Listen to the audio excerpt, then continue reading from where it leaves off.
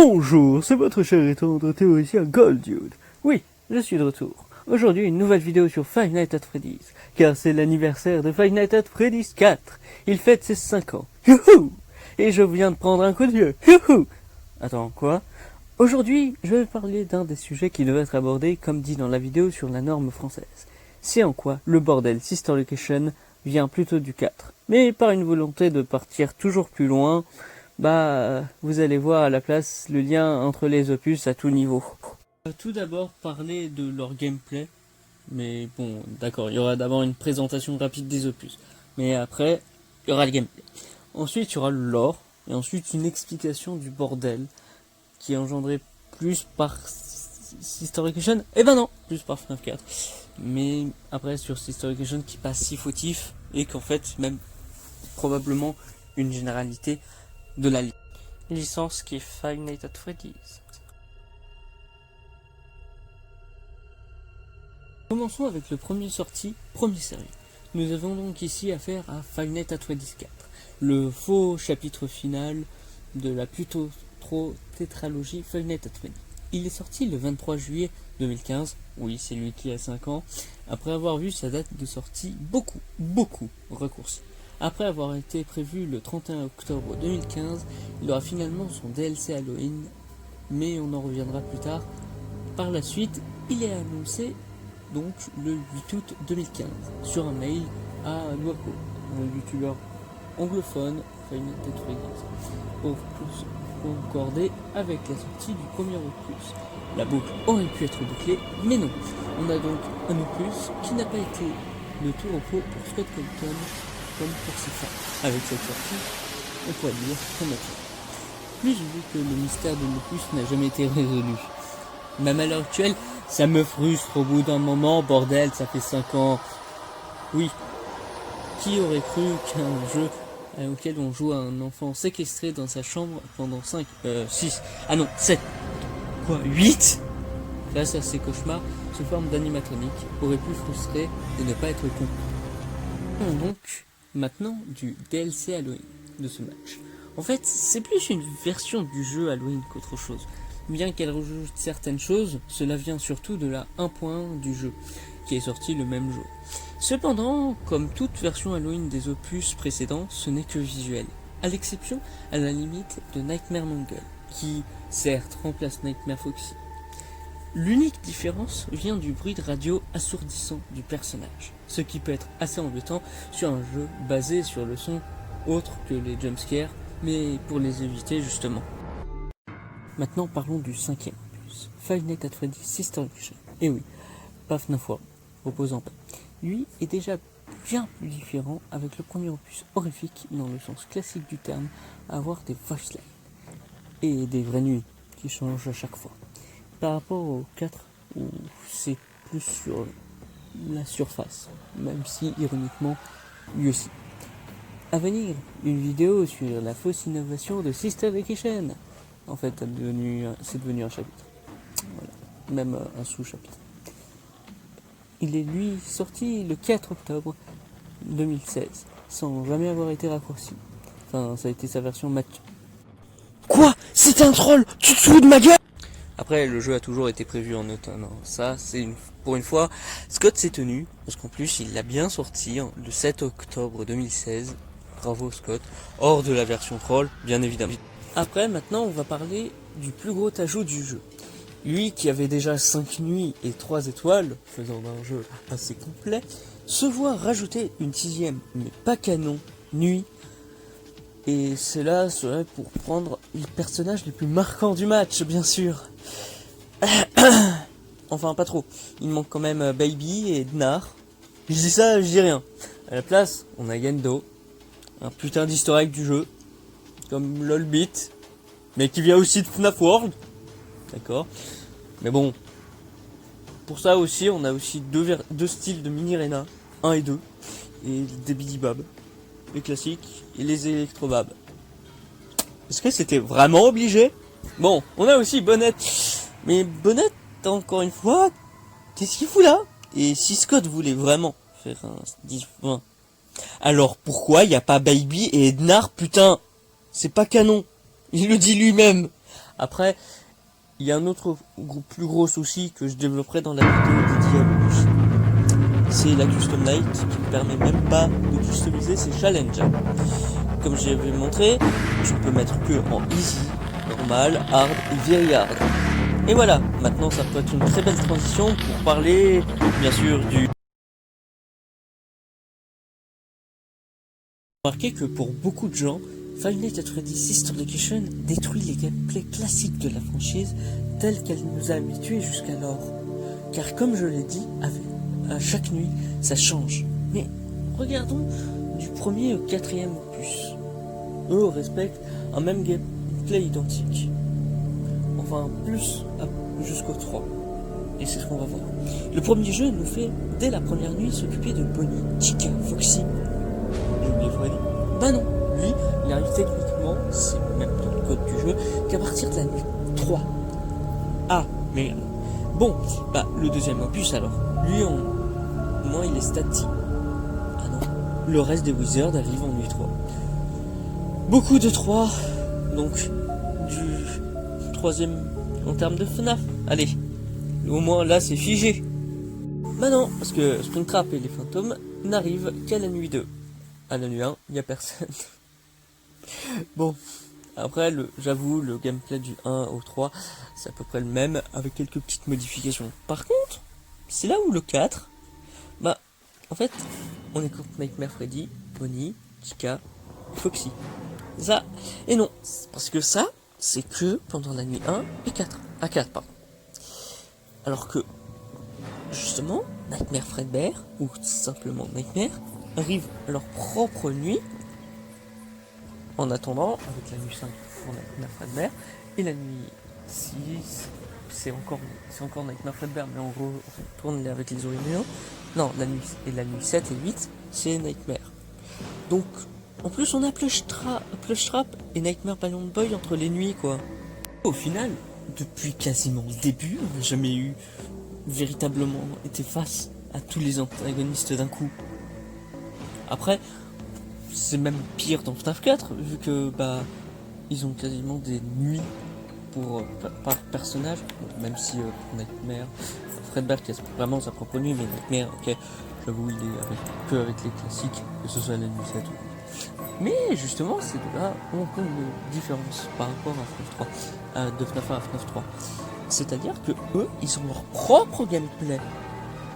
On reste au même endroit, certes, mais c'est totalement différent.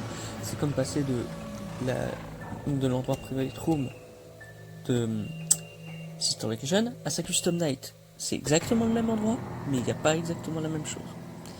Et c'est un tout autre gameplay. Alors, par contre, ça, on peut plus dire que vraiment le gameplay de Sister Location est trop changeant, avec même la transition qui nous a été offerte, ou devrais-je dire le 4. Dans ce dernier, d'ailleurs, on voit bien qu'on ne bouge pas véritablement au final. Mais on le fait. Je veux dire, pour aller vers la gauche, droite, ou devant, ou derrière soi, on voit le gamin bouger par rapport au 3, où là, c'est vraiment, on n'a pas tant cette impression. Enfin, autant que passer de gauche à droite dans l'opus principal, c'est-à-dire le 1. Bon, on pourrait me dire que cette fois-ci, dans Five Nights at Freddy's Sister Location, on marche vraiment, voire on court. Encore une fois, je peux dire pareil avec son prédécesseur. Là, on est avec le point de vue de la chambre, puis celui du couloir, ou autre. Ainsi, on peut alors dire qu'on se déplace dans toute cette carte. D'accord. Mais dites-moi ce qu'on fait vraiment. Je veux dire, je sens dire oui, mais dans FNAF 4, tu passes d'un point A, qui est la chambre, à un point B, qui est l'endroit souhaité. Mais c'est quoi dans Sister Location? Tu vas dans un ascenseur qui est un point A jusqu'à aller des Bidibab qui est le point B pour devenir le point A. Et de toute façon, encore une fois, le jeu est un train fantôme quasiment. Bref. Je vais démontrer aussi les plus grands mythes avec cette innovation incroyable que serait l'opus. Car en fait, bah non, c'est on pourrait dire des copier-coller d'autres opus. Même s'il n'est pas tant que ça. Je l'avoue. Du coup, j'ai essayé de décrypter le gameplay trait par trait. Et déjà aussi à savoir que on pourrait aussi à ce niveau-là considérer Sister Location comme une collection de mini-jeux. Oui, c'est exagéré, mais vous allez comprendre. Nuit 1, c'est exactement la même chose que dans FNAF 3. Tu fais le tour du propriétaire. Nuit 2, les bidibab, là c'est innovant, mais il en faut au moins. Mais bon, parce que c'est vraiment si long pour ça. Bah alors, c'est du Five Nights at Freddy's 4, mais dans une ligne droite. Funtime Freddy, c'est du Five Nights at Freddy's 2 craché, mais là tu dois reboot, au lieu de reboot une boîte à musique, c'est autre chose. Foxy, tu prends Wizard Foxy de Five Nights at Freddy's 2 en plus hardcore et tu avances, entre gros guillemets, à part dans El Puente. Bonne, là aussi de l'innovation, deuxième fois. Comme ça, là aussi, comment ça là aussi c'est court? Merde. Bref. Nuit 4, les mini-arenas, on retourne du Five Nights at Freddy's 2 comme avec Funtime Freddy. On reboot quelque chose et en même temps on doit essayer de s'occuper de certains animatroniques. Parce que les deux font les conséquences de l'autre. Voilà. La nuit 5, nous avons le retour de Funtime Ah bah non, il est où? Bon, maintenant, ensuite on a quand même... Baby, et là Baby, tu dois faire la même chose que ce que tu faisais avec Funtime Freddy. Sauf que c'est encore nouveau. Voilà. La réparation d'animatronique est aussi la vraie innovation de cet opus, attention. Ensuite, le mini-jeu de Baby. Je sais pas si on peut dire que c'est si innovant, parce que essayer de faire le mini-jeu, puis trouver qu'il y a un passage secret, ça me rappelle celui du 3. Je dis ça comme ça. Et qu'à la fin, ça vous débloque une petite étoile. Bah, c'est pareil, c'est FNAF 3. Ensuite, si on rajoute le côté avec Ednar, bah là, c'est ce qui est même en fond, mais c'est aussi ce qui est complètement rappelé du Five Nights at Freddy's classique. T'es en train de regarder des caméras, tu dois regarder, tu peux éteindre des trucs en haut et tout. C'est du FNAF classique. Et c'est là où il y a sa mécanique innovante et que Scott a essayé de faire une fausse 3D. Ensuite, si on parle de la Custom Night, et ben tout de suite, il y a un mode impossible qui a été rajouté après, qui s'appelle Golden Freddy avec 10 animatroniques avant. Ça vous rappelle absolument rien? Moi, ça me rappelle le défi hardcore de Five Nights at Freddy's 2, même le plus dur de FNAF. Voilà, je l'ai dit. Après, avec les derniers gameplays que j'ai cités, qui est ironiquement dit du vrai gameplay, ou comme les précédents, fait avec un lien à Five Nights at Freddy's 4, où tu vas chercher les animatroniques toi-même, sans avoir de caméra. Bah alors, peut-être, peut-on faire encore plus étroit que cela? Eh bien oui, dans l'opus Five Nights at Freddy's VR, puisqu'il ne l'est plus, El Punted, car, comme vous le saviez peut-être pas, c'est initialement un port VR à la licence. 5 niveaux pour 5 nuits sur Five Nights at Freddy's 1, la même chose pour le deuxième match, même si nous avons une 6ème nuit avec les Wizards, et où on peut faire un seuil de difficulté. Oui, ils n'ont pas été rajoutés de base, c'est très sérieux. Bref, pour le dernier opus de l'ex trilogie qui était FNAF, c'est pareil que le premier. Et pour finir, du coup, pour passer sur le thème de la vidéo carrément, Five Nights at Freddy's 4 et Five Nights at Freddy's Sister Location, eux, n'ont pas leur nuit.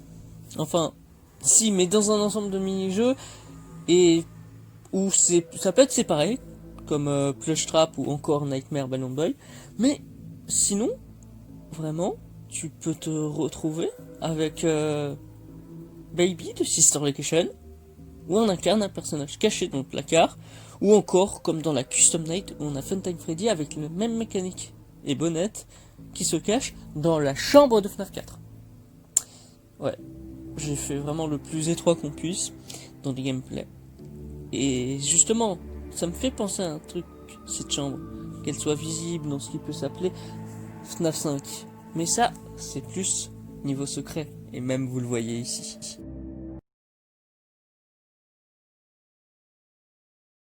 Je tiens à préciser qu'avant de partir dans les fins fonds du lore de Five Nights at Freddy's, que Scott a assumé son premier et dernier retcon, en bientôt 6 ans de licence qui ne fait qu'en pleuvoir. Je vais donc vous lire l'instant clé. Enfin, les instants clés. Et ah oui, une définition des plus courtes, un retcon est un changement d'un fait établi. La vérité est que j'ai fait un retcon actuel dans la série. J'ai utilisé SL pour effacer une idée fausse de FNAF 4. Avec tout ça, on peut se dire qu'ils sont faits pour être complémentaires seulement à ce niveau. Mais en y jetant un petit œil, là, ici le mien, il y a beaucoup plus de liens qu'on peut le croire. Je vais donc ici parler des différents easter eggs trouvés en rentrant du Circus Baby Entertainment Rentals, l'endroit de Sister Location. Le protagoniste se gave de popcorn devant sa télévision, devant l'émission The Immortal and Restless. Mais c'est bien pour tout ça. Mais je préfère donc parler de cette lampe moche là. Elle vous rappelle rien? Eh bien, vous l'aviez déjà compris avec le concept, mais on l'a déjà vu dans Five Nights at Freddy's 4. Juste ici. Ensuite, dans la carte des lieux visibles, grâce à la phase Funtime Freddy, on remarque déjà que c'est absolument pas légendé et surtout à la mauvaise échelle. Mais qu'il y a des formes qui semblent rappeler des lieux visités dans son successeur à l'horreur classique. On a aussi la Private Room de la nuit 5 contre Ednar, que vous voyez ici. On peut taper sur le keypad à côté des caméras 1983 pour 1983 qui feront avoir une vision des lieux explorés dans les cauchemars en noir et blanc. Une certaine petite fille qui nous raconte des choses effrayantes dans le 4e opus ressemble étrangement à la principale antagoniste dans l'opus de la filiale Afton Robotics LLC. Justement, dans cet opus, ce serait la fille du créateur, lui demandant si elle l'aurait pas fait exprès pour elle. Avec tous ces liens fastidieux, pouvant dire qu'il y a un bordel. C'est donc maintenant qu'on va voir ce que la vidéo devait être de base. Parce que je vous assure que ça va être encore plus un bordel. Cette vidéo sera divisée en deux. Comme je l'avais dit, la FNAF 4 a 5 ans, youhou.